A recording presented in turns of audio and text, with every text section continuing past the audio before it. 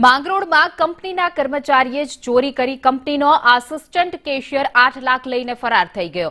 Alliance fibre નામની કંપનીમાંથી ચોરી થઈ છે. મોટા બોરસરા ગામે કંપનીમાંથી આ ચોરી કરી હતી.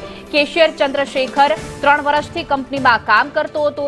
રૂપિયા લઈ જતો કેશિયર સીસીટીવીમાં કેદ થયો છે. કંપની સંચાલકે કોસંબા પોલીસ મથકમાં ફરિયાદ નોંધાવી છે. તો આ માંગરોળમાં કંપનીમાં કર્મચારી જે કામ કરી રહ્યો હતો 3 વર્ષથી તેણે જ ચોરી કરી છે. સમગ્ર ઘટના હતી સીસીટીવીમાં કેદ થઈ છે.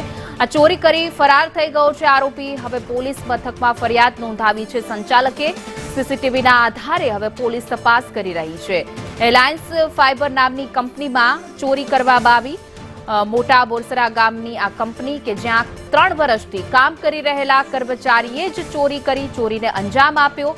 અને આ જે સમગ્ર ઘટના હતી એ સીસીટીવી કેમેરામાં કેદ થઈ છે. 8 લાખ લઈને આ કર્મચારી છે તે રફુચક્કર થઈ ગયો છે. સીસીટીવીમાં દેખાઈ રહ્યું છે કે જે કામ કરી રહ્યો હતો કર્મચારી જ પૈસા ઉપાડીને ફરાર થઈ ગયો છે. આ કેશિયર કે જે સમગ્ર ઘટના છે તે સીસીટીવી કેમેરામાં કેદ થઈ છે.